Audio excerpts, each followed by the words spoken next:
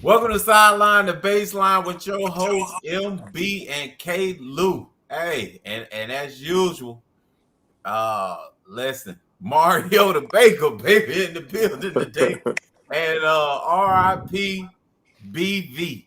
So the RIP BV, a lot of you guys don't know that's Brent Venerables, baby. Rest in peace, Brent Venerables. Hey man, Brent doing okay. Actually, Brent and the family is doing wonderful. They're in Oklahoma, baby. Getting paid. What's that wagon called? They be riding out there on the field. Boomer Schooner. Boomer Schooner, baby. Yeah. Boomer Sooner somebody. Yeah. So Sooner or later- Jason, is he dead to you? Is that what's the RIP? Yeah. He's dead to you, man? Yeah, he's passed on. It's just one of those things. Gone too soon, you hate to see it. Gone, but never We had forgot. kids, no, gone and forgotten. He's gone. He never did. So, I hope he fails. And hey, unfortunately, he's not going to fail because he's the best defensive coordinator in football, and he's going to bring defense to a conference that does not have it, and he's going to have just enough offense. And I'm very upset at all the success he's going to have, and I'm going to be bitter about it, and I'm going to be happy for him and hate the team for the rest of my life. Jason, we got to jump in there and interrupt. Remember, Oklahoma's not going to be in the Big 12 no more. I know. When are they moving? They got one more year, don't they? I don't know. When they're moving. They got one more year. That's what I'm saying. He's going to bring it next year. He won't have his recruits, but he will have his scheme, and he's smarter than every offensive coordinator in the Big 12. So he's going to beat every offensive coordinator in the Big 12 because he did meet with us. So yeah, he gets but I don't think he that's gets what a year. you need to be preparing for. Right. He gets a year to recruit for the SEC is what it comes down to. Exactly. Yeah, I think it's going to probably take 2 or 3 recruiting cycles though. Yeah. Well, I think all of you said that and agreed with, sounded like the rest of the country that Lincoln Riley left because of the SEC, and then he's coming on board, and you saying he got enough to make noise in the SEC. So what makes you think, that Lincoln Riley's offense wouldn't do, as much damage as his defense? Because basically you're giving up the points for stopping guys. Well, hey, before he let me answer that question. We was trying to figure out why Lincoln Riley left, but he got 110 million reasons why he left.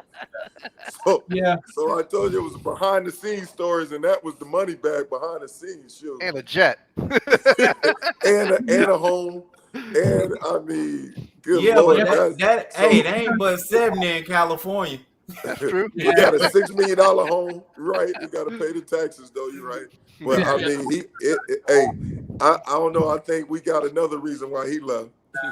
I think the money's a wash because he could have taken his offer, and of course they wouldn't have been able to meet it, but they could have gotten close enough to where with taxes and cost of living, it got close enough to not uproot your life. You know what I'm saying? He didn't get triple what he was making. So by the time you factor in taxes and blah blah blah, he just took on a whole lot more difficulty and rebuilding a program for just a little bit more money, but he did it for the prestige and because he feared failure in the SEC. I mean, that's if Oklahoma's not joining the SEC, he ain't saying yes. I mean, I just cannot imagine he would. So I think that shows character in the fact that Brent Venables took on that challenge that Lincoln Riley shied away from. And I always disagree with everybody on here. I'm going to argue the fact that because he's such an offensive guy and that California is the hotbed, I don't think that's an argument. The number one place to go when you want a quarterback. He's been the quarterback whisperer, so he got those guys. And then they do a darn good job at receiver as well. So to me, it's a better situation for him recruiting and stuff, just for what he likes. He don't care about defense. Wait a minute, you don't change your mindset? I thought you said it was a bad move for him to go to USC. Well, no, I don't like it. I don't think he's gonna be successful, but I'm talking about what he's thinking, MB. What's in his mind. No, I just wondered because that's I mean, the point I was making last show, I mean, to me, It's because we talked about being a lateral move, and obviously right now it wasn't. But man, that talent makes a whole difference, for what he does. And USC, like I said, they already got a top-rated offense. The offense, the number 1 rated offense is USC, so he's not starting from the bottom, for sure. Right, but I'm saying I still believe he's not going to be successful. I still don't think that's going to happen. I think the Pac-12 has lost it. I think they need some teams from the SEC too, I guess, in the Big Ten. I think the potential for the name, image, and likeness in USC and LA, that could get him a lot of. Besides he's going to get the offensive talent, but that could get him the top of the top, and they could be on that map real quick again. Yeah, but I mean, they would get that anywhere, though. I mean, Jason, I think LA, you and MB, Hollywood. You and MB need to answer this question. Is California losing recruits like Florida is? You see what I'm saying? Like, don't those guys still stay there? Well, that's what they said. No. That's what they said. Yeah, that's what they said made Mario successful. Is he went in from Oregon and went and stole all these California players that he normally wouldn't have gotten. Yeah, they're losing them. Look at all the top quarterbacks. Why are they not staying? I mean, they're losing. They may be getting They got so many, Jason. The guys that's still there are still top quarterbacks. But they're losing the ones that count. I mean, they're losing the different. Okay. They're losing you know what I mean? Look at Alabama. Where's he from? Right. I mean, California traditionally, as far as athletes are concerned, because it's such a big state, I mean, those guys traditionally, they will leave. Even with USC at its prime, at its top, I mean, it's so much talent. I mean, even when we're back in our heyday, we had a bunch of guys from California. Really? DJ Williams, yep. Right. We had Gino Toretta, one of the Heisman's from California. We had quarterback. I mean, we had a pipeline, and a lot of other teams the same way. When Colorado back in the day, I remember Nebraska. Definitely. Yeah, Airbnb. I mean, it's one of those prime California guys will traditionally they would leave. They don't have any problem leaving. So. Well, so now you say you see the light, you change your mind about this. I'm baffled at who me? Yeah. I still think he's not going to be successful, but I think he left. I'm agreeing with you. He left for good reasons for him. Like those are happy reasons. Like you can have the best of the best at what you like to do, throw and catch. That's what I'm saying. Yeah. And even the little third down back, they're forever producing 1 million of those too. So just everything that he likes to do, he doesn't have to recruit as far as, 10, 15 mile radius, and he cool. You know what I mean? Even Arizona's got a good recruiting base. But the other side, what Pete Carroll did was, as much as potent as they were on offense, we knew all the names on defense. and that's why that was crazy. And that's why I hope's coming to Miami, because that was Orgeron. He was the secret behind all that.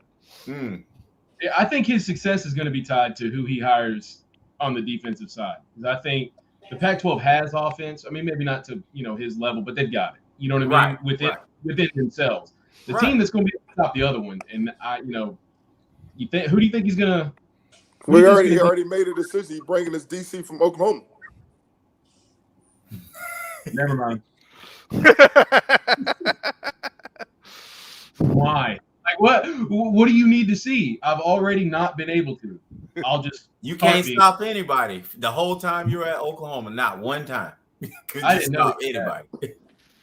Damn.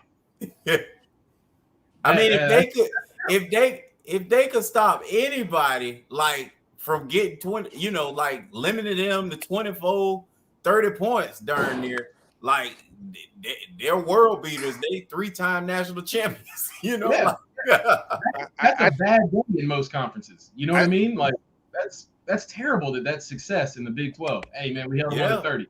I think the bigger question is, who does Oklahoma bring to run their offense now?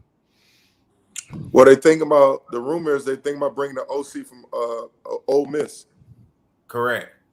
So Kiffin loses him. I mean, the way they talking, like it's almost like MB said, it's almost a done deal. Was Lane Kiffin calling plays? Yeah, I think so. I mean, what do you really get? Huh? what are you really getting? A guy that watched I'm another saying, guy? hopefully, that's what I'm saying. Hopefully, he paid attention. Hopefully, he's a good guy. I don't know the details. I don't know his background, but hopefully, he picked up a lot from Lane. Right. Joe Brady didn't, because we made that mistake. Hey, we'll go get Joe Brady. Look what he did for so and so, and then being around the guy obviously does not translate always to being able to do what that guy does. Right. You know. That's why.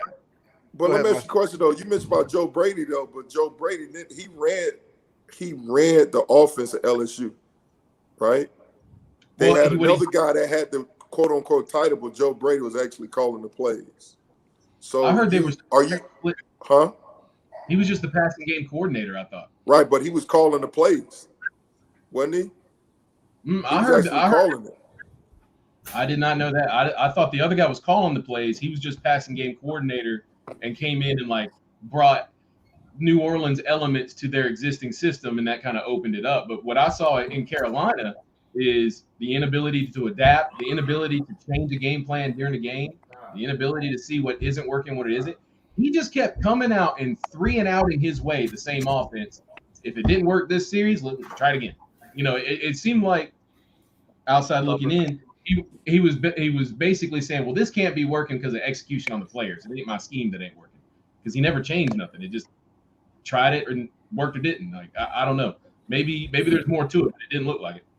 Yeah, I don't know. I think, and I know you watch it more than me because you're a Carolina fan, but I think he's still going to be a hot commodity, not head coach material right now in that sense. Because at one point when LSU fired Orgeron, I mean, my initial thought was like, man, will they bring Joe Brady back? You know, but now even at Carolina, I still think they're giving a pass because you look at the situation, the musical chairs at quarterback, Chris McCaffrey been hurt since he's been there. So right now he's a hot commodity. I know Miami.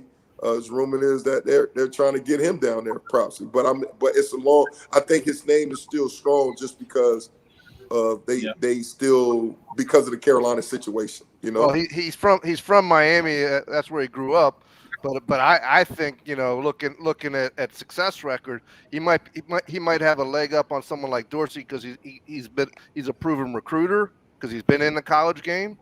But if I'm Miami and if I'm Mario, I bring in the guy who knew how to manage all that talent on that 2000 team in Dorsey, the California quarterback, Northern California quarterback, who's doing it with Buffalo right now. You'll see what he does tonight against Belichick with Josh Allen.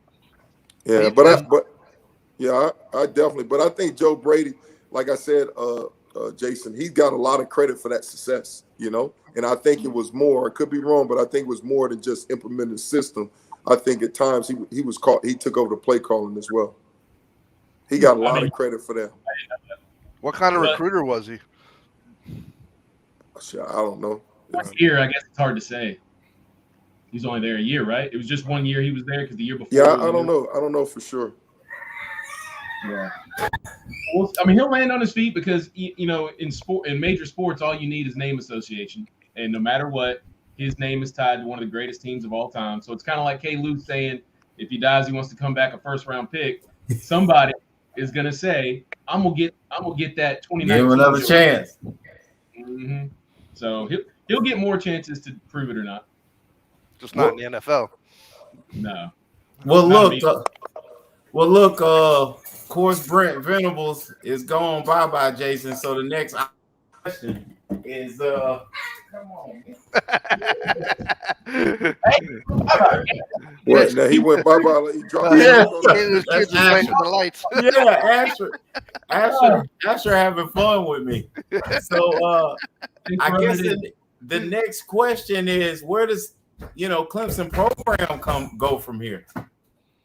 I think it's going to have to be a name. I mean, I think luckily we're not the Clemson we used to be, so I think we won't have any trouble, getting the right name should one even be available. I mean, I don't even know off the top of my head who is a name that's available right now. So maybe probably someone out of the NFL towards the, whoever has a job or doesn't. I'm sorry, is looking for a job at the end of the year. But I think it'll have to be somebody similar. I mean, so it's going to have to be zone pressure. I mean, you can't throw out the bathwater, start all over with, the recruits that came in and only know this scheme. So off the top of my head, I mean, a zone pressure guy. I mean, God, I mean, I hate to sound like it, but that's Snow from Carolina.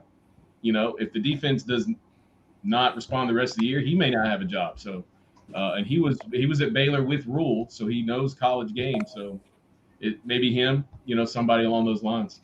But Jason, it's starting to look ugly, man. Your backup quarterback as well has hit the transfer portal. The guy that you said was better than Ugalele. What is it? Your starter. Ugalele.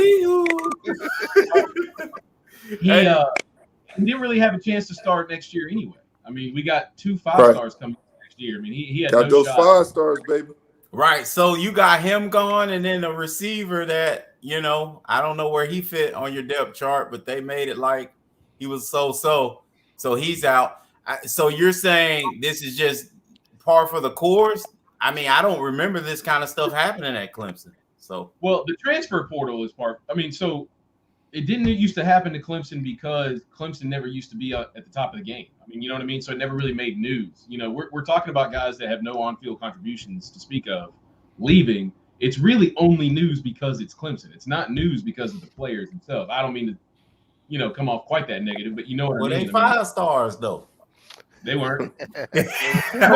they were in the past. So 5 stars in our business, they make news when they move.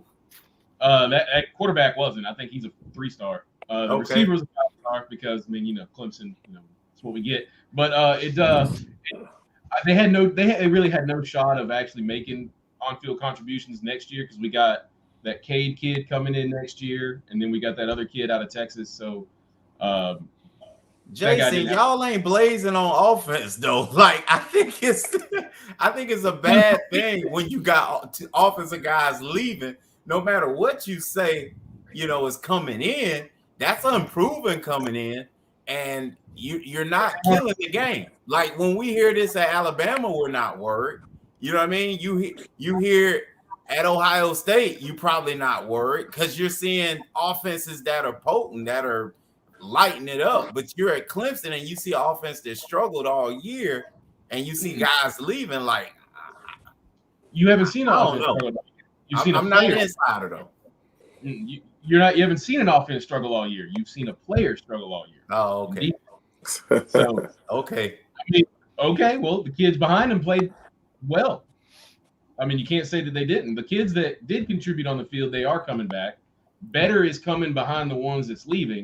It's not, you know what I mean? Like if the issue was a player, we got 2 better players coming in to compete for that job anyway. You know what I mean? You're as good as your weakest link. I could say from Miami's perspective, you know, we've got A&M and Jimbo coming up and Dabo and Clemson next year. I think I'm more worried about playing A&M and Jimbo than I am about playing Clemson at this point. So DJ's out. You don't think he can win the job next year? I don't think so. Okay. Because I mean, he doesn't pull the trigger when he needs to. You know, you can have all the arm talent in the world, but if you don't make the throw, you know, if you just turtle and fall instead of, and then he won't even take the passing lane. I mean, the running lane. Right. So I love the kid. He's a great guy, but I mean, I don't know how much more you can say about talent and ability not translating to results. You know, so I and more pass yards than sacks. Wouldn't you? A quarterback that doesn't pull the trigger. Wouldn't you take one that pulls the trigger more than not, even if there's some interceptions? Absolutely. And we kind of don't have a choice. But that leads to me believing that there's a bit of uncertainty that's going on up here, and understanding when to make those throws and when to pull the trigger. So either the offense and he's a little bit confused about it, or the game speed is too fast. It's traditionally when you see him holding on to it like that. I think it's a confidence thing, because at the same time, those same games, you'll see him make a throw and be like, oh, there it is. That's why he's a 5-star. That's why people thought he was so great. So he'll show it sometimes. I don't know how to explain why he won't other times. There's too many. Jason, I know you said this. You've been consistent with this all season. I definitely understand because you're the expert on it. But I don't know. I just still think that the help, the support around him is still a question mark as well. Maybe he's the type of quarterback that needs a little help. He can't carry the whole team by himself, but he needs some help around him. And when you think about the supporting cast, I mean, it's the cover scene bare. I mean, guys are really, I'm saying, as far as receivers rise, you had the one guy Ross, and he was inconsistent, right? Especially that grab, that adjustment he should have made in the one game. That was bad. Came to him. He's trying to feed his money player, and he didn't do it. And then the running back question mark. You know how K. Lou feel about your 5-star Chris McCaffrey wannabe over there. But wannabe, not the real deal. I mean, but just the development, and then the offensive line was consistent. So I think maybe he's a guy, in my opinion, that just need a little bit more help. He can't carry the team by himself, and because I just go back to the year before where he got the help. He had some playmakers around him, and I just can't erase that out of my mind. So I'm not quick to just throw him on the shelf, kick him on the curve. I would like to see some guys develop around him and then judge him on that, I guess.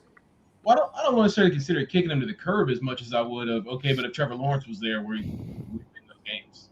We never saw Trevor Lawrence do it by himself. He was loaded from the time he stepped on the field. And running back. And you're seeing Trevor by himself now, and he's struggling. You can't make that comparison.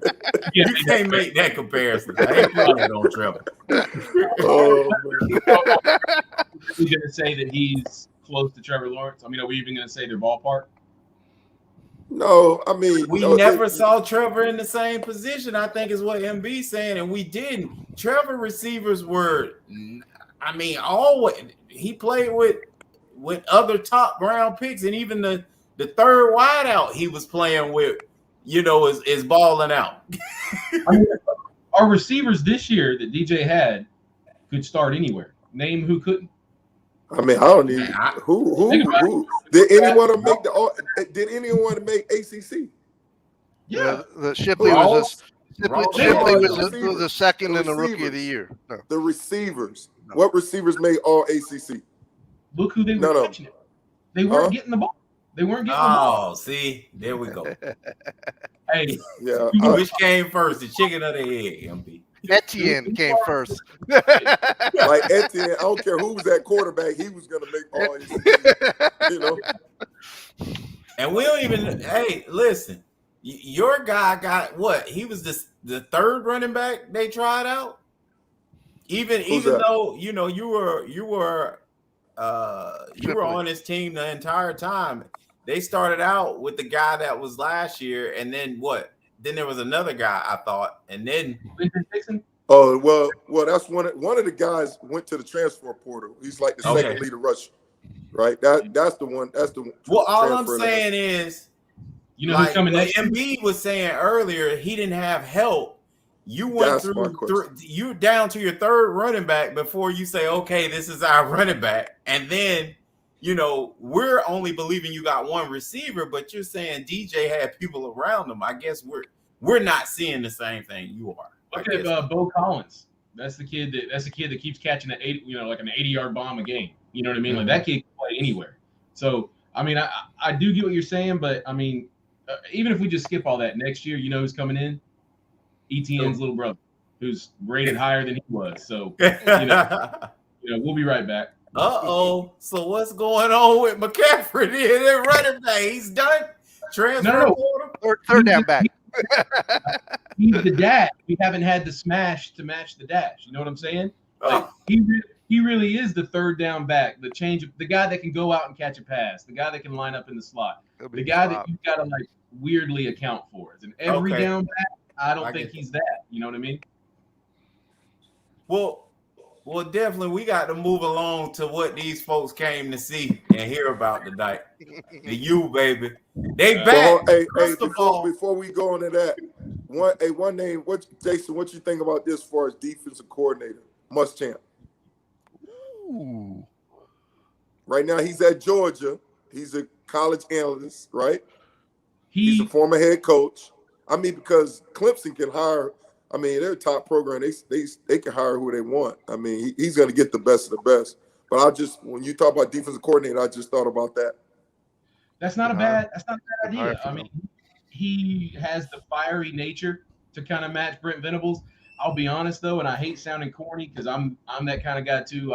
If I get excited, the F-bombs start flowing.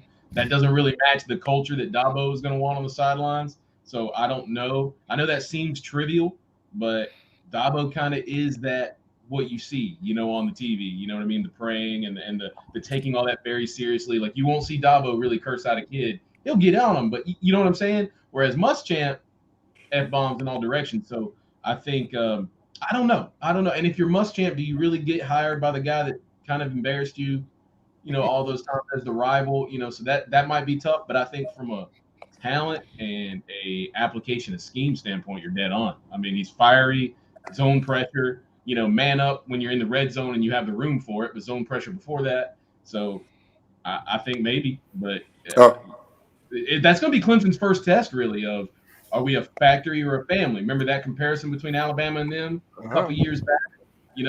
That's going to be the time where do they make the professional decision and just hire the qualified guy, or do they go like, he curses too much? Like, you know what I mean? Are we going to stay Disney, or are we going to just try to win some football?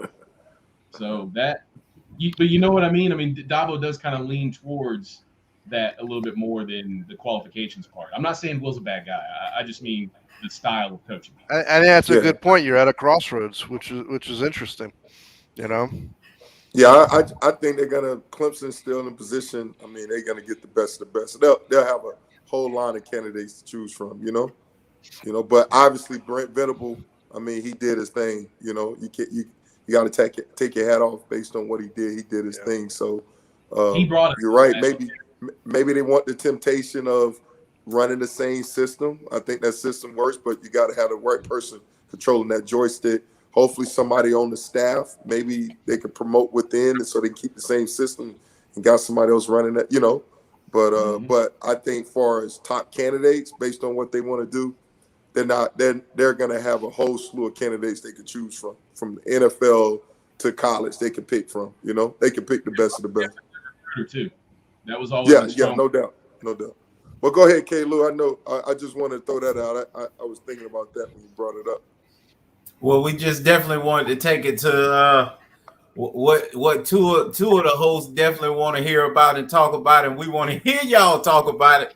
Cristobal in the final stages of talks of signing on a dotted line with the Hurricanes. So, is this the right move, Double A, and where do you go from here? Whether it's the right move or not, it doesn't matter. It's the move they made. What I think is interesting, and we were going to talk about this last week, is we've made the athletic director totally irrelevant. We don't have one. Mm-hmm. This board of trustees just went out and hired a guy, who was their guy that they grew up with. They all went to high school together.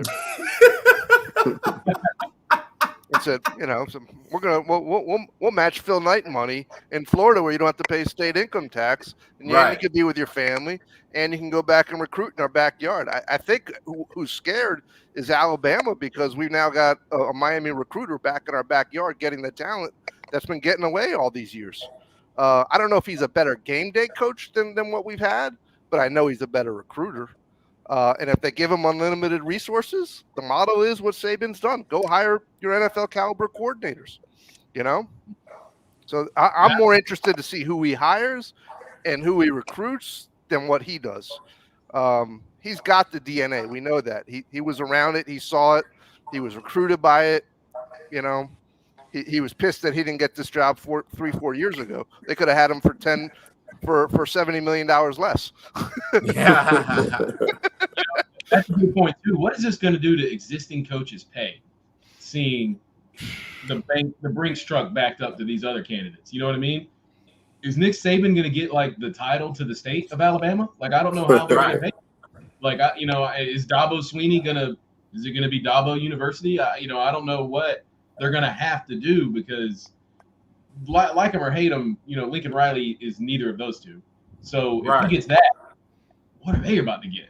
You know what I mean? So that's interesting. What did he get in Miami? Has his contract been public yet?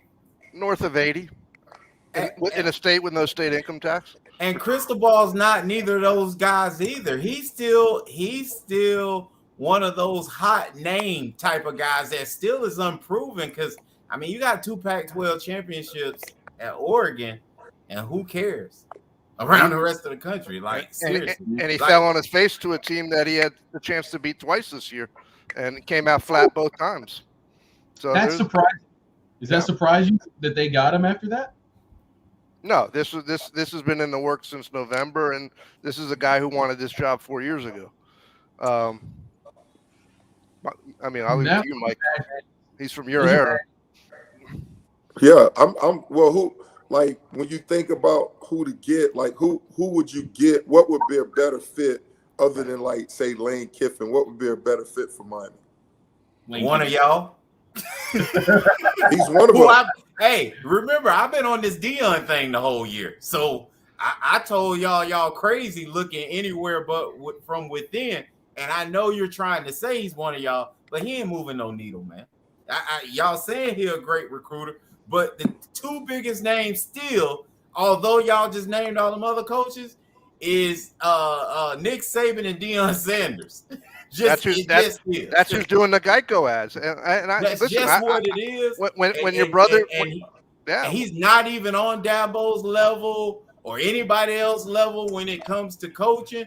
But get him in your living room, y'all in trouble at Jackson State right now. He just hosted one of the number one recruits in the country. He just hosted. Like the kid's probably not going, but who cares? He just went there. So they needed to get one of y'all, MB. That's what go ahead. Do y'all feel like he's just being like, it just seems like everybody's watching, like learn a little more, who is gonna need him after next year when they're ready to give him the reins of a big program? I think it's Florida State next year. I think they were stuck having to give him 3 years or they be killed, crushed, and ridiculed for not really giving a head coach a chance. But I think he in Florida State darn near halfway through the season, they gonna find a way to get rid of old boy. Florida State could have. They only gave your boys 2 years, and he had a better record than the current coach of Florida State right now. So let's not get into that conversation. That's a whole other conversation. I'm just saying. I mean, since you talking about they guaranteed to give him 3. That's a whole nother conversation. They didn't even get into a bowl this year. They gave him 2, and his record was better than this guy Mike Novell record right now in the past 2 years. And watch this. And does that surprise you?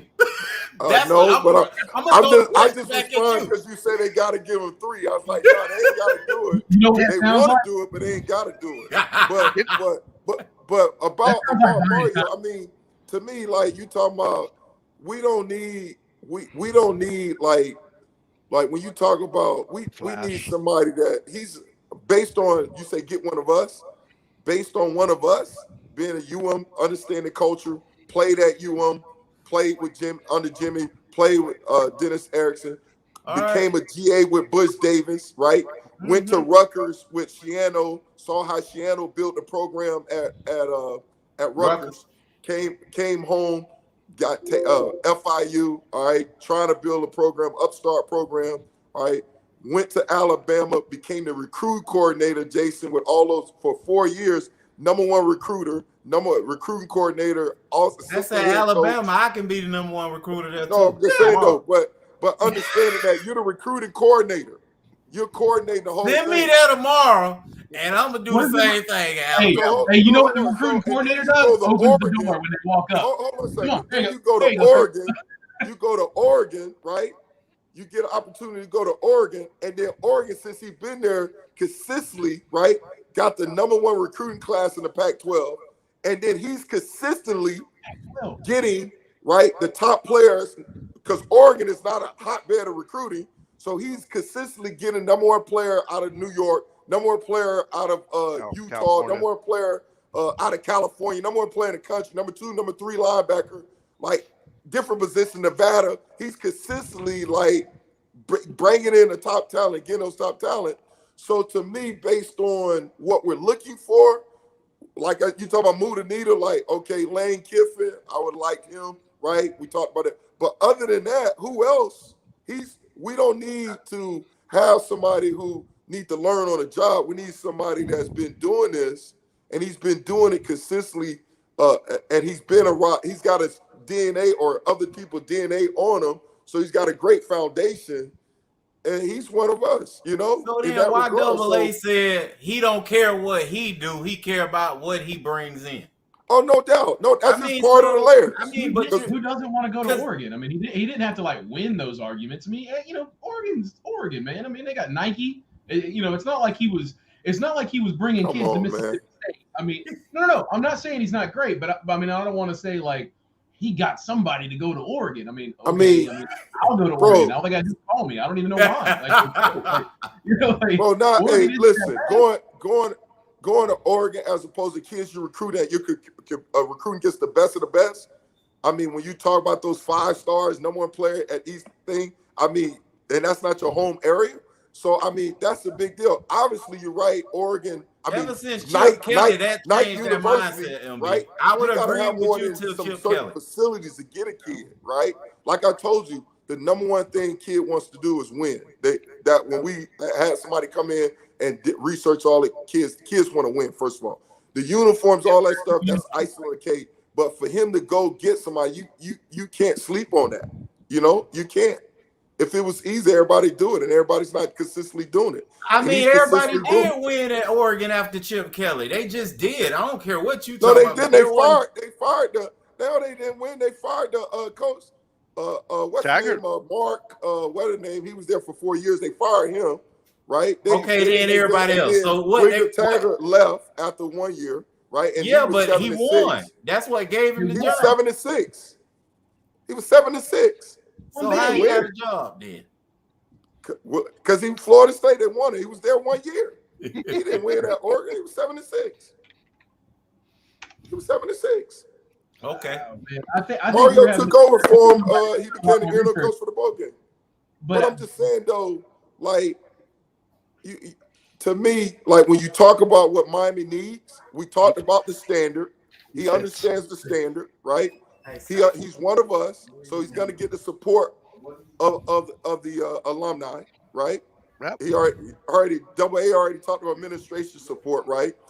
Now what I agree with AA now is to see who he hires as his coordinators, right? Right? What scheme he runs. Those are things that we're looking to see what happens, right? But obviously starting with a great foundation, because we know when you look at resurfacing these programs, just like you look at it, you gotta keep your talent at home. And to me, he's a great recruiter in that respect. And he got a relationship with coaches that he's gonna be able to like do what we call the state of mind. He's gonna be able to keep those kids at home. My only and I'm happy for him. I want Miami to win because I remember Miami, like I said, the starter jackets, blah blah. Yeah, no. But here you go, Mike Mustafa. Is he better than Mark Richt? I mean, let's just be honest. That was the best Hail Mary of Miami. You know, Mark Richt was it, and then he didn't quite do it. And I can't at the end. You say what? Hold on. Yeah. Go ahead. You say Mark Richt was it? I'm saying all the things you just listed, all the attributes for Cristobal, okay, you really can't say that Mark Richt isn't at least that good or better. Encompassed all those as well. Yeah, and it didn't work for him. And a winning track record at Georgia. It ain't just what you're saying. No. You got to be the coach that can do it. I mean, just yes, you got to recruit. Yes, you got to blah blah. Okay. Well, you got to coach your butt off, or you ain't gonna win. You know what I mean? And I don't know that Mark Richt failed in any of the areas you just said, but he did fail at Miami. You know he was 10 years younger. He's not sick, and he didn't hire his son to be the quarterback coach for starters. Remember, Rick might have played at Miami, but he wasn't there during the run. He was at Florida State. Bill Belichick wants to have a word with you about hiring family, and it's working out for him. But Cristobal might be great, and I want him to be because I want Miami to come back. Because out of all the teams in the ACC, I hate them the least. You know what I mean? Like I don't mind seeing Miami win. I enjoy it. It reminds me of when college football was better. Good for football.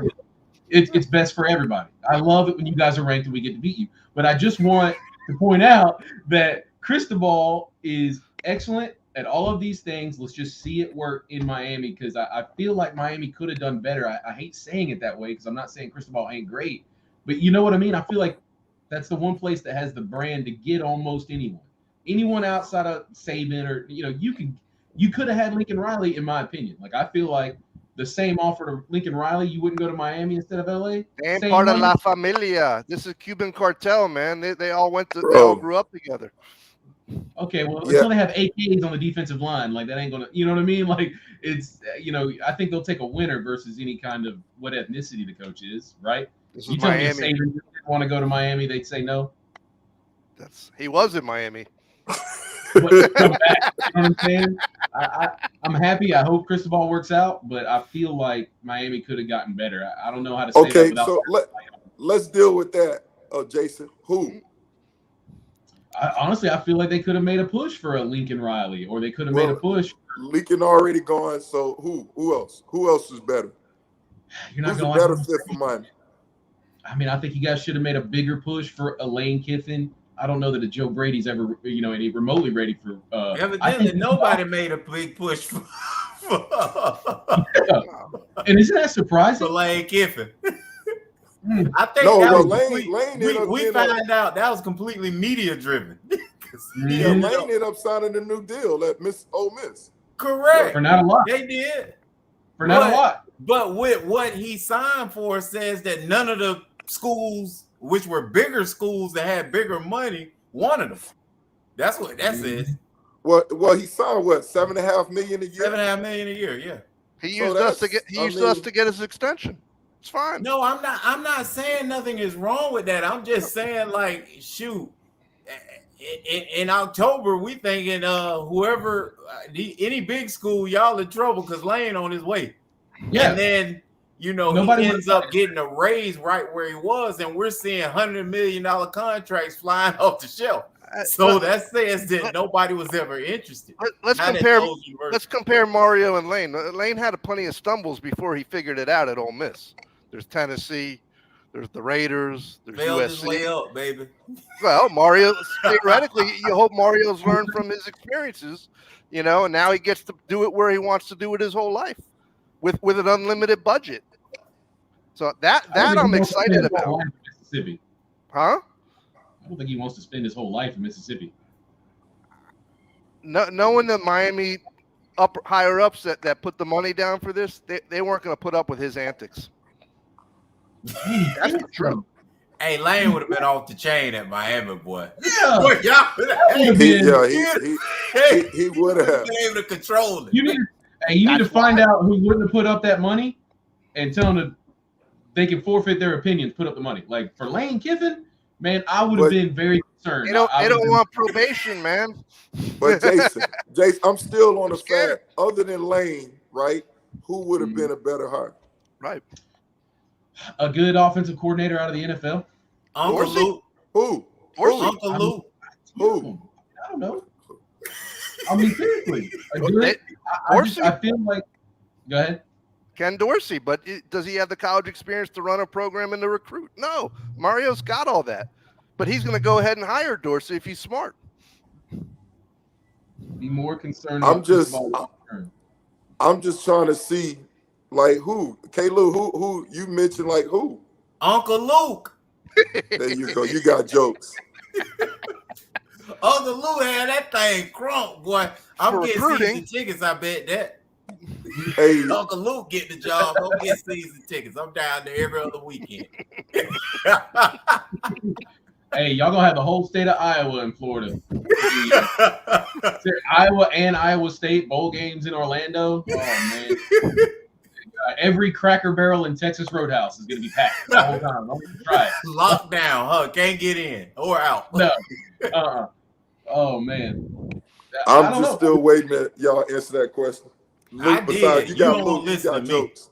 Huh? You won't listen to me. I agree with Deion is a game changer, and I liked it, but I don't know if he'd ever come to Miami, and I think he's waiting on his dream job as FSU. No, MB didn't want to let Deion there.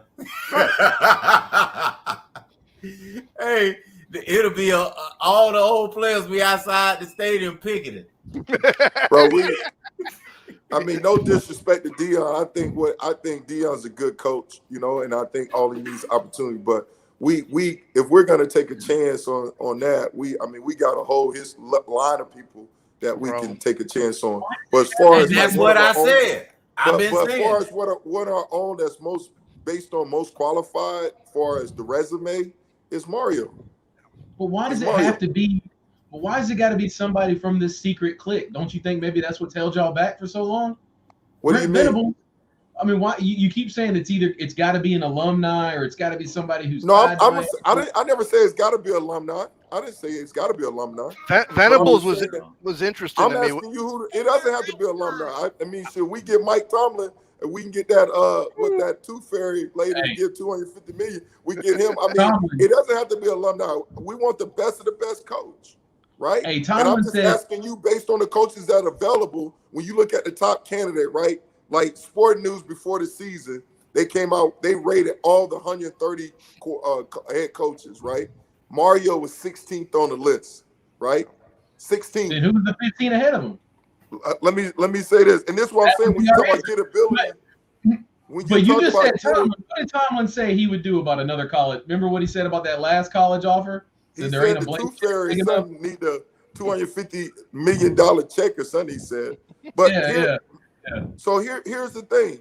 Right now, Mario's 16th. This before the season.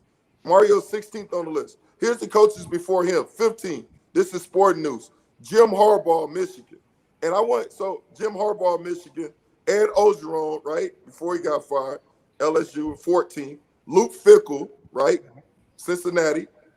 All right. And we're talking about a fit for Miami now. So Luke wouldn't be a fit for Miami, right? Why? Ed would have. Who? Ed. Yep, Ed would have that dog back. He still might be coming back. Why wouldn't Luke be a fit? Luke, a Midwest guy. We already tried that before. See, you did it again. You just did what you said you don't do. He's a Midwest guy, but Luke's a Midwest guy, right? Huh? He can coach football. But you just did what you said you weren't doing. Oh, he's a Midwest guy. Why has it got to be a born and bred South Beach eating the Cuban sandwich? It don't have to be a born and bred South Beach. It actually does though, MB, because that's why recruits haven't been staying. That's my opinion. No, it doesn't have to be. You got some recruits. It don't have to be a born bred guy. You got that with Manny. Manny from Miami. His dad was the mayor of Miami. No, Mike say now. See, Mike tell him he don't know nothing either. But I'm just saying. You said. I'm just saying it don't have to be a born bred guy. It's got to be. Jimmy Johnson wasn't from Miami. It's the right the first fit. thing you said back to Luke Fickell. He came from Oklahoma State. The first thing you said back to the guy that's in the college football playoff is he's from Midwest guy. That was your first response. And the reason, let me quantitate that a little bit more. When I think of Luke Fickell, went to Ohio State, his personality, based on what I see, I don't know the guy personally. He doesn't seem like the personality that fits Miami, right? Then maybe Miami needs to change their personality because he's winning. We tried that with Al. We tried that with Al Golden, man. Hey, Al Golden was winning at Temple too. Al Golden, he wasn't a fit. He's wearing the tie on the sideline with his vest. He wasn't a fit too. You got to get the right guy for Miami, like Lane Kiffin, right? That's what I'm saying. His personality, that was the raggedest Miami. slack and shirt and tie set ever. He might as well wore a t-shirt and some shorts. How ragged that used to look. I was like, a wise man once said, I have never seen anybody make a shirt and a tie look as bad as he did every week. That's funny. A wise man once said 20 minutes ago, recruits want to go where they're going to win. So you're telling me that Luke Fickell can't sit and have the resources of the Miami program, sit in a recruit's living room and be like, I don't know, I was in the playoffs last year. You want to go? Bro, but it's listen, and I understand what you're saying, but I'm saying it's also more to that, right? You got to build relationship with the coaches. You got to be a great recruiter. You got to do those things. And I don't know, like the job Luke did at Cincinnati, boom. But when you talk about it's like with Brian Kelly, I'm like, man, is that a fit? You know, like he's a great coach. He's a winningest coach in Notre Dame history, right? But is it a fit? I mean, he's on there on talking to the thing. He done started talking with a country, Foghorn Leghorn. Right. So, baby. I'm glad to be here. Yeah, exactly. So for me, it's like when you think about Miami, you think about, you're competing for South Beach. You're competing against just a whole different environment. It's not a college town. You need a special type of coach to be there, and you need that. And it's just not, it obviously it's X's and O's, but you still need when you think about the perfect fit, there the right it is. fit. Now we talking. There you go. That's what you think about. So you already there, huh, Derek? Hey, he's our chief cigar roller. Yeah, I don't know if he's ready to run the program. I'm saying if we taking a chance, like, well, let's take it. Let's take this the chance I've been hollering about, LB. But this is what I'm saying, K-Lou. If we don't need Dion, we got a whole list of dudes, right, that we could choose from Ed Reed, from Ray Lewis, from Michael Irvin. We got, if we want to go that route. But I'm just saying, as far as when we're trying to say, okay, who's got the credentials? Who's not a first-time head coach? MB and Mike, you know Uncle Luke going too now. You ain't gonna just put Mike out there and not have Uncle Luke. That's the same coach. But you just said you didn't need that. Come on, man. Come on. K-Lou, you got jokes. Hey, that's the Uncle same Luke coach. Go to Duke then. Go get him hired at Duke. You know he can't step foot on our campus. Hey, don't forget. Come on, why you hating, man? Come on, man. Don't forget, team coming. Don't forget, Uncle Luke beat get to the Supreme Court and won. Bro, I'm still trying to figure out realistically, like, Jason, who's the candidate? You still, did I answer your question about Derek, answer his question, man. We ain't answering any question. Answer his question, Derek. No, Derek said we need a real want? change. There ain't no change. You just said he didn't need to be a Miami guy, and then you went off and listed all these Miami guys. I didn't say you need to be a Miami guy as far as alumni. You just need to hire the best coach. Like Lincoln Ryan would have been, he'd have been a great fit. Young guy, he ain't got nowhere near the East Coast, but he'd have been great. Just his offense, what he brings to the table, right? Like when you think of Luke Fickell, right? What is he known for? Winning. He just started winning. What I mean, like Lane Kiffin moved the needle. When Caleb talking about moving the needle offensively, he's doing something, right? Lincoln Ryan, quarterback was. Get him, Mike. Yeah, Mike. Let's go. He need to turn that thing around, baby. When I think of Cincinnati, I think of Luke Fickell. I think of mistake-free football. Does anybody else think of that? Bro, come on, man. That's like a coach that's in the playoffs right now with less. You are he's doing more with less. Come on, man. He's playing in the playoffs with less players. I can't discount him. Listen, Luke Fickell came out before and they said his dream job was Ohio State and Notre Dame. Those are two dream jobs. Geography. You just did it again. It's geography. So you're saying no, it ain't geography. Oh, he's answering your question. Now that's real right there, Jason. Come on, man. Come on. No, but that's saying why Luke wouldn't go, but not why Miami shouldn't want it. That's not. You just said why Luke wouldn't go, not why Miami wouldn't want him. And I'm trying to say, you still ain't named somebody. So Luke, you want Luke Fickell? You would take him over Mario Cristobal? You think he'd be a better fit for South Florida? You want me to answer that? You're missing what I'm saying. You already gave your answer. You said yeah. It doesn't matter. The guys that are willing to write the check, Brady, what you they want, wanted man? their guy. That's missing what I'm saying. I'm saying maybe Miami. Man? Talk to me, man. I am. Miami might be trying to box themselves in for their guy when other programs get the right guy, not whether or not he's their guy. Doesn't need to be an alumni. I'm just asking who's the right guy. The guys that are available, who's the right guy? We only got two down the list. We got two down the list. We got two. Go back down the list. Who's the right guy? I just said keep going down the list. You stopped at two. It doesn't matter. The guys that are willing to write the check, this is the guy they wanted. If they bring in Alonzo, that's how college football works nowadays, Jason. But I'm not disputing that. And they're going to bring in Alonzo Highsmith as their talent evaluator, most likely. He's part of their inner circle. Now they got to bring the AD from Clemson as their AD. Right. I'm saying that's what's been holding y'all back. Pencil pusher. $3 million a year. The top AD at Clemson. No, I did think there was an outside trouble. I did think there was that's exactly right. And I thought when they mentioned that AD from Clemson, I go, maybe Venerables comes with them. That would have been interesting. With the offense, That could have worked. Yeah, that would have worked. You know, that would have been really. He ain't a Miami guy. You see what I mean? You don't need to be a Miami because you could have built Miami. That Miami. Now he don't need to be a Miami guy. You keep saying a Miami guy. As far as like, he don't need to be from Miami. It's just the way personality. He coaches is Miami. Yeah. My point was that's what you said. Like your first thing about Luke was Midwest guy. Instead of saying why they wouldn't want or why they couldn't, you go, well, he's a Midwest guy or he is a blah blah blah. Well, but you see how you don't say that for Venerables. That's all I'm trying to say. I'm talking about. I don't know. Guy. I'm just saying, like when you think about Brandon, like you think about, okay, the face of your program, right? You ideally, right? You're trying to find that right fit, that total package, right? When I think about Luke and wearing his sweaters and stuff like that, I think more of a Midwest guy. I think, and we're trying to, and we're trying to keep already. Yeah, exactly, and that's what I told him. We tried that already. Do he look better in his sweater though? I ain't seen him. Do he look better in his sweater than your boy? And that's what I'm saying. We tried. We still have post-traumatic stress from Jim Trussell. Kiss was great.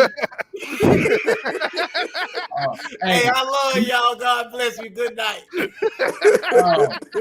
Hey, turtlenecks or not, y'all need a winner. That's all I'm saying. So I understand that, man. And what? So is Luke, just because Luke had a good season these past 2 years? Is his record better than Mario? Is he more of a winner than Mario? In the MAC. I think he does more. In the MAC, Mario's in the Pac 12. Like, here's like I said, I agree with Double A what I'm saying. We know he's one of us, right? He went to UM, and that's what I'm saying, one of us, right? And so, but he's also been a head coach at Oregon, right? His record at Oregon, 55-10, right? What he's known for, right? He's known for being a top recruiter. And that's one thing. I'm tired of seeing our players go help other people win national championships. Yeah. That's the foundation. We got to go identify. We got to go get the talent.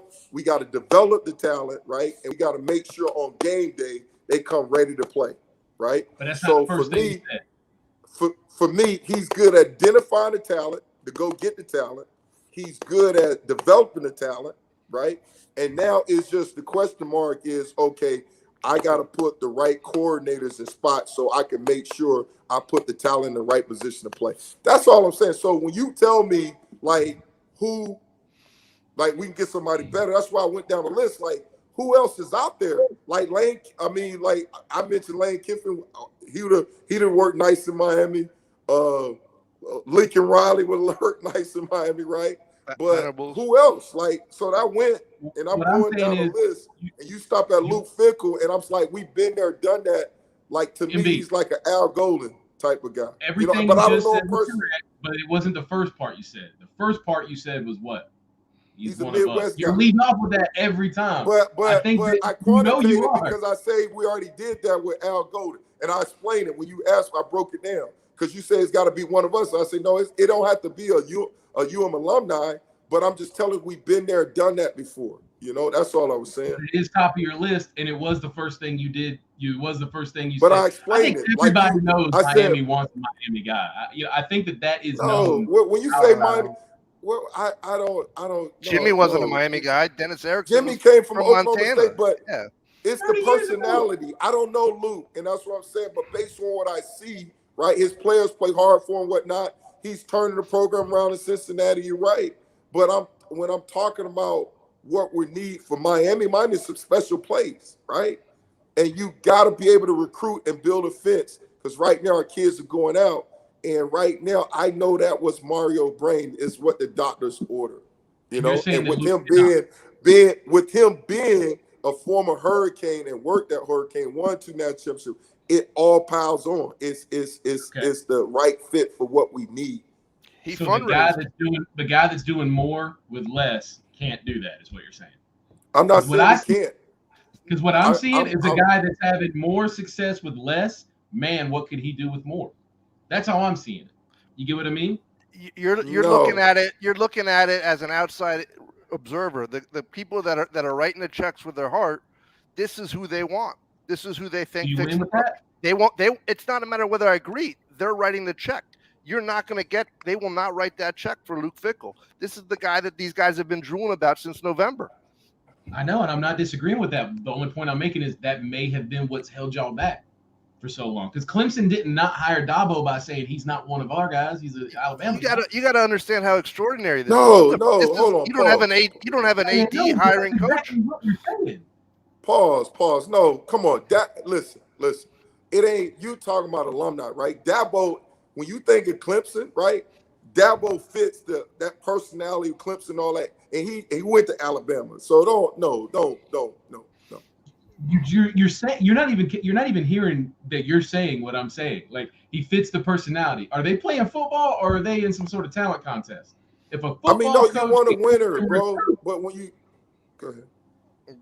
See, I think it's hard for you to see it because you're so in it, like that. You're in that, like, and you are a Miami guy. But I get what you're saying. It's Miami. No, listen. Let me rephrase it this way, right? If we didn't been there, done that with Al Golden, Luke Fickell, former player, Ohio State, man, all sign him up. Winning at Cincinnati, sign him up. Let's go get him, right? Let's go get him. Can I say one sentence and let you just? No, hold on. I want to make sure you hear me. We've been. Okay, my only hesitation is that we've been there, done that before, right? And it didn't work, and there's no fault to Luke because Luke may be totally opposite in that, right? But if we didn't been there, done that before, man, Luke Fickell, man, turn the Cincinnati program around. Let's go get that dude, right? Let's go get him.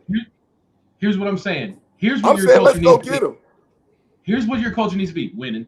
Okay, match that culture. To heck with the rest, man. That's my only point. That's my only point. Okay, but listen, how you plan on winning, right? Here's a quote from Kirby. What's the formula for winning, right? When you got to build a program. Hey, like Kirby said, man, it ain't coaching, it's getting the recruits. You can't outcoach recruiting. Hold on, pause. You can't outcoach recruiting, right? Okay, so are you we saying know you can't recruit? Mario, with him being from UM, being a supporter, former player, being consistently everywhere he's been a top recruiter. He knows how to recruit. He knows how to go get the best of the best players and develop them. That right there, man, what was the first thing you said? And then on top of that, he's coming from a winning program at Oregon, being involved on his resume. You got Saban, right? Assistant head coach for Nick Saban. Greg Schiano turned Rutgers program around, played for Jimmy Johnson. It's no better. GA for Butch Davis. It's like proven coach. Pac-10 coach of the year, won a Pac-10, Pac-12, Pac-10. 2 years in a row. 2 years, right? 2 out of 3. I mean, come on. It's like, and then on top of that, what was the first thing you listed? Saying, though, yeah. What was the first thing you listed? What was the first thing you listed? Recruiting, bro. No, you said alumni. I'm telling you, bro, you can't see yourself already, but it's the first thing you say every time. But bottom line, Jason, is Dennis Erickson won with Jimmy's players. Larry Coker won with Butch Davis players. If we recruit and stock it the way it used to be when we're 3 deep at every position, the way Alabama is now, it doesn't matter who's coaching. That's how everybody wins. I'm not saying no. This is the guy that will stock the barrels. The shelves have been empty. You know, this is what he does. It's the first thing on your list every time. Every time you go on that rant, you list it first. It is. I don't know. I don't know if Luke Fickell can recruit in Miami. I don't know if he can keep South Florida kids at home. How could this guy? We know we can. We got a sure thing. We have from I-4 now south. You're not going to get the best players out of Dayton, Broward, and Palm Beach anymore. Period. I don't think that's the case, man. I hope it is, but I don't think so. You already saw guys flipping today.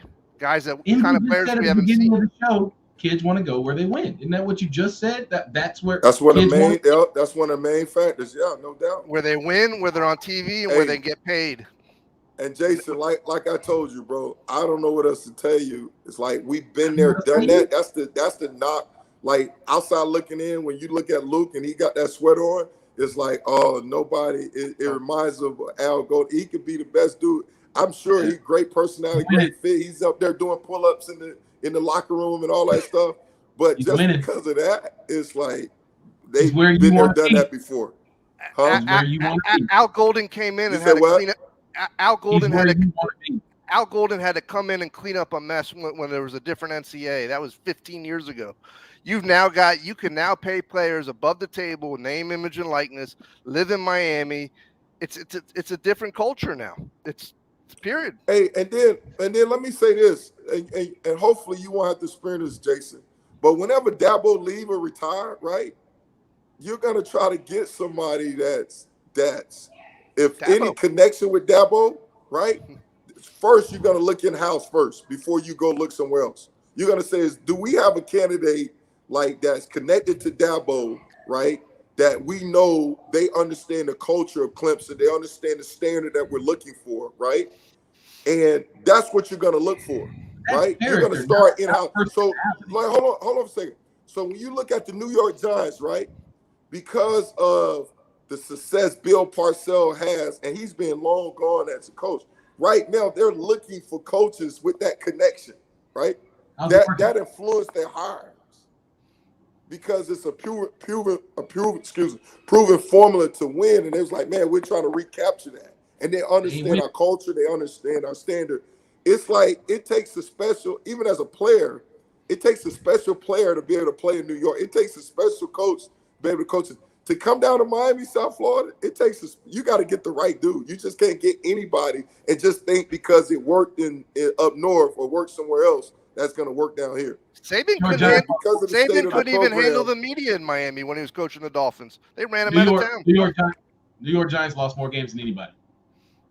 Look that stat up. The New York Giants have lost more games than anybody in the past 10 years. So going and trying to find that hadn't worked for them. Miami hasn't won in, 20 years. So going and looking for that hadn't worked for him. My only point was that Miami seems to be the only program that has that, and it's a good thing. It's a benefit. Y'all got that, that fraternity, aspect to it, or match us, come here and be like a. But it just seems like that's the first thing that's mentioned every time before you get to all the other things the coach is good at. The Miami guy, the personality guy, and other places don't look for that. They don't look for the personality of matching our South Beach culture. It's can he win and lose? You know what I mean? And I just feel like that's I don't know. I mean, like I said, man, I'm gonna say it again. We've been there, done that. We already did the Temple with Al Golden, right? Hired him, and that Luke Fickle, it would just resemble that. And I don't see them signing off on that. He could be the best fit. I love the job he's doing. I love the fact, I stood on the table that Cincinnati was going to get in, and he deserved it. But they've been there, done that, and that it's no fault to him. If they haven't went down that yellow bit road, man, Luke Fickle, yeah, he deserved it. Who were the 11 other coaches in that article that were under Luke? Yeah. Oh. Yeah. We got hung up on one real quick. You said what? I said, who were the other 11 coaches that were under Luke in that Sporting News article? All right, so you had Matt Brown was 10. So hold on, let me start over. So you got from Ogeron, Luke Fickle, 13, Pat Fitzgerald, 12, James Franklin, 11, Matt Brown, 10, Matt Campbell, 9, right? That's another name that pops out. Right, Dan Mullen, 8th, Kirby Smart, 7, Ryan Day, 6, Jimbo Fisher, 5, Brian Kelly, 4, Lincoln Riley, 3, and Dabo, 2, and then Nick, 1. Campbell, but that's close. You couldn't have got Kirby. Nobody can. Brian Kelly has I don't think his scheme. What is Brian Kelly's scheme? If you had to put really put a finger on what's his team identity, I can't really think of it. I mean, the dude's an offensive guru, right. Yeah. So I mean, he's got a niche with the offense. Is it possession football? He doesn't really seem to stand out to me as an offensive-minded, like a jugger. Like Lincoln Riley will trick you. Lincoln Riley will take a tendency and break it. Lincoln Riley, you know what I mean? Brian Kelly doesn't really hit you with nothing you don't see coming. I don't feel like he was all spread. But hold on for a second. Hold on a second. So here's my thing. Here's a point. If Brian Kelly wanted to come to Miami, right, we would take him. Right, he's a proven winner. He won on all levels. See, Luke just won on the Cincinnati level, but he done won at big program. Brian Kelly won at Cincinnati. He won at Notre Dame, right? That's why him going to LSU at first, I'm like, I don't know if that's a fit. I mean, you couldn't get a perfect fit for Brian Kelly, right? Catholic going to Notre Dame, but he went. But I'm complimenting you, though. I'm complimenting you. I'm saying, had the Miami job been open, I mean, LSU, Miami, I'm saying Miami is an attractive place to go. I think you could have got Brian Kelly. That is, you know what I'm saying? I just don't think he even thought he could. Theoretically, yes, but the guys writing the check were only writing it for one guy. That's the fact. And that's the problem. That's the problem. No, but I'm just saying though, like initially, I wouldn't think Brian Kelly would be a fit. But this, to your point, Brian Kelly's a proven winner, right? The question mark is still out on Luke Fickell. He's winning at Cincinnati. Can he win at a major program? You'll see how he does in the playoffs. I wasn't hanging my hat and on I'm Luke just Fickell. saying, we already rolled the dice once on that. We ain't rolling again. We want to get a proven winner, and you got Mario. He'll stock the shelves at Oregon in a major program, and he's a great recruiter, which is what we need, and we need to get that done. So, MB, you're making my point for me. I'm not hanging my hat on Luke Fickell. I am saying no, but you said that if he was. You said what? My argument's the same either one. Luke Fickell was just the first name that came up. What I'm saying is you could have got a Brian Kelly. Do you think a Brian Kelly would have been a better get than Mario Cristobal? Because I do. Hold on. Let me say this. Hold on. We couldn't got a Brian Kelly. This is the first time in Miami history that Miami spent money on a coach. This is the first time. This first time that they spent this type of money on a coach. This money that they gave Mario $80 million, Brian Kelly got $95 million. $95 million American dollars, right? From a state school. We could not have financially competed with LSU for Brian Kelly. Yes, we could. Yes, not. you could. No tax. No, yes, you could. No tax. Yes, you could. No tax and a harder season. Tell me that doesn't make no tax and a harder season. Come on, yeah, you gotta win that. Okay, I see that point. Yeah, a Notre Dame coach is not going to coach the University of Miami. What? Yeah. Why? You ever see the 30 for 30? I didn't hear what you said. A what? You ever see 30 for 30? Conference versus conference. Yeah. That's a rivalry that'll never that blood don't mix. Man, I'm saying you could have got a Brian Kelly, in my opinion, had the job been open and had he thought he had a chance. If I'm looking at 95 in LSU with taxes and a really hard season, or 80 with no taxes and a far easier path, I'm doing the Lincoln Riley and going to Miami. I think Kelly's ego wants the SEC. I think he thinks he could do it. He can win in the SEC. Yeah, I thought Lane Kiffin belonged to that money. No, the money didn't hurt. No, let's not kid each other. Yeah. You know, I think he wants to try. Why wouldn't Notre Dame match Brian Kelly? They could afford to write that check. I don't think they got the offer. I don't think they got a chance. I think he just left. After 10 years, he had enough. Yeah. I think he wanted another challenge. He got the money and the challenge. Hey, but Jason, I'm gonna say this, and we gotta go. But Jason, listen, I'm saying like Brian Kelly is a proven winner at all levels, mid-level and major, right? Yes, Luke Fickell is still, he won on a mid-level, right? Now, can he win in a major program? Can he? And that's like I said, we've been there. Can he shock the world? Brian Kelly and Luke Fickell is two different experiments, two different science tests. Well, cool, because my argument's not for Luke Fickell. My argument is for why. My argument's not for Luke Fickell. My argument is. Your argument now is not for Luke Fickell? You just never has like been. Luke Fickell for half hour. Never has been. He just says that we shouldn't only be so exclusionary. What do you call it? Not exclusion. We got binocular eyes for our own because we feel more comfortable, which is a natural thing. I'm saying that regardless of that, the guys that are writing the checks, the fact that we've reinvented the wheel, that we took the athletic director out of the equation, I think that's the bigger story here. I agree. I think the business of college football, it's no longer under the table. These guys are getting $100 million. They're getting private jets. They're getting homes bought for them. And we're saying one thing we know that we're lacking off the bat is recruiting our base. We don't get the kids in our own backyard. And this is a guarantee. We're going to get those kids in our backyard. The question is can this guy surround themselves with the talent that Saban has done on the offense and the defense to manage these games so that we scare the shit out of Nick Saban. That's it.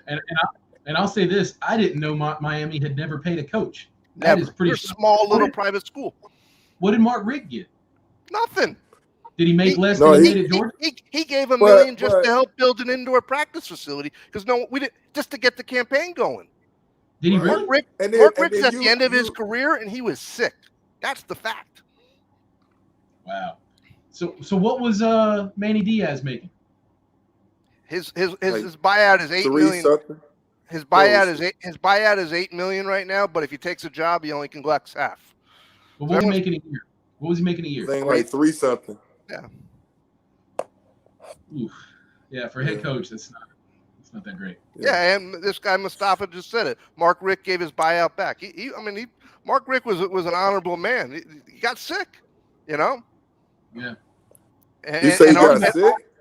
Yeah, he got sick. He's got Parkinson's, man. That's out in the open. No, yeah, I know he's sick now, but that's he not retired. the reason. That's not the reason. No, he resigned. That's not the reason. I don't think he resigned because of his health. Double A. No, that health just came out. No, that was from what I was always told. That was underlying. No, from my understanding, you kind of joked about it a little bit earlier, but my understanding, they wanted him to make changes on the offense, right? On the and he didn't want to do it. Yeah. That's why they went and got Manny. Manny was already signed with Temple. They went and got him. So yeah. And that's where the animosity from Mario came from because they never gave him a chance to interview. He wanted that interview. That's why he hated Blake James so much. Yeah, it just said that he was asked to step back and take a different position, so he retired completely. It said so he was not fired, but he was asked to change, like MB kind of said, and it looked and MB alluded to one issue with his son, but I do know from other people that he had already had some early signs of some health issues that were creeping in that people didn't realize. But I want to say this also, Jason. Like Mark Richt, though, you talking about he's similar to like you mentioned to Mario? Is that what you said? He's more similar to Pickle. No. I was just saying that he was just a great coach, and so all the things that you were outlining of, hey, you got to do this, you got to do that, got to do that. Well, I think Mark Richt was he, in my opinion, maybe I hold him a little too high. I just thought he was a fantastic coach, and I'm just saying you kept listing all of these very correct things, but the first of your list every time was whether or not they were a Miami guy. You were saying all the right things after, but it's still the number one thing you said every time was the Miami guy. You can shake your head, play it back when we log off. It's the first thing you said every time. Yeah, and I explained it because I thought you said as far as being a alumni, and I was like, no, you don't need to be alumni. You just need what Miami needs right now. They need a great recruiter. They need somebody, an outstanding recruiter, right? They need somebody that can develop the talent, right? And right now, based on everywhere Mario's been, he's shown that. Like the question mark, like Double A was saying, who is going to be his coordinators? Who's going to put around him, right? Because he's going to have the money. He's going to have the bankroll to hire the best of the best. And I have no doubt about it. And he's walking in with next year's potential Heisman front runner. Not front runner, but definitely a kid that's on the list. A kid that slung it this year, Tyler Van Dyke. This kid threw the ball over the field. They can sling it.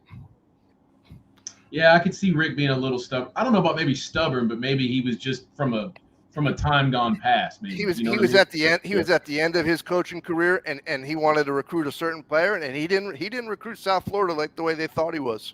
That's a fact. These players still were getting out of town. They're going to Florida, going to FSU, going to Clemson, going to Bama. That's going to end. I mean, they're still going to get out, but we're going to get our 20 out of South Florida now.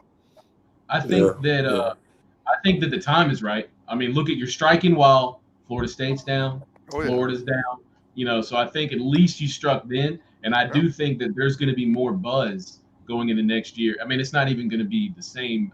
For the first time in 20 years, Miami is finally on a different level than Florida State or the Florida Gators. So I think that's a win no matter what. So we'll see. Yeah. All right. Well, I wanted to go ahead. I'm sorry. I was just saying, good luck. We're gonna need it. Well, I wanted to talk about college football playoff, but we'll say that for K. Lou because I know we talked about Notre Dame, so I want to see. I know he got a little way out talking because Kelly's gone, but they wouldn't. And you too, Jason. I think they Jason, got it you right. talking about they was gonna make it too. No, I was saying that if they had the So we'll say that. We'll say that. I don't want to. Give Michigan some credit. Give you some help because you and K. Lou was saying the same thing, and I was praying for the wrong thing. I should have prayed that Kelly didn't leave so we all could see. But it gave you number 5. They're number 5, aren't they? They are 5. Yeah, but we talking about 4. We said they're going to make the college playoff. They almost did. They please. Almost did. Child, please. Give Michigan credit.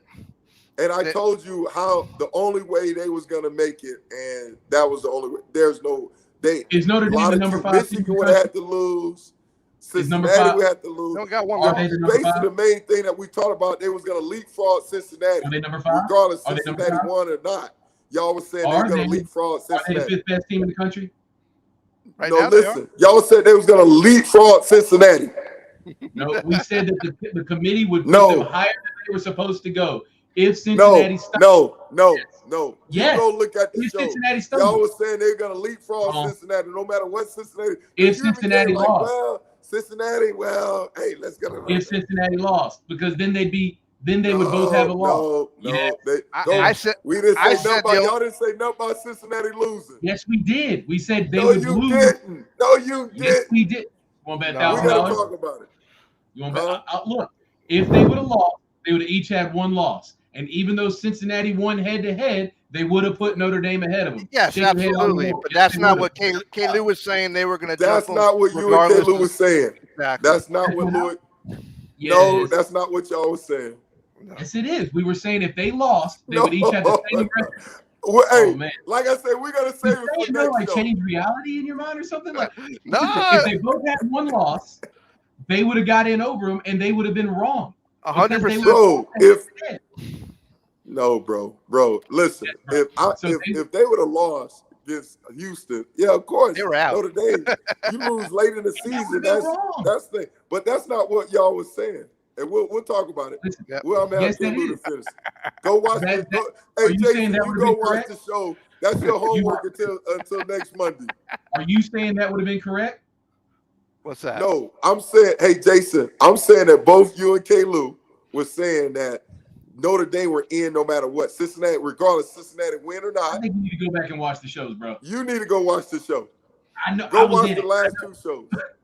You want to bet? Go watch the last 2. The point was if they had the same record and had lost the head-to-head, they would have still gotten in. K. Lou was convinced that Notre Dame was going in, even with Cincinnati. And you was right there with him, hopping on cash. You cannot get Miami guys. You got to stay in one time.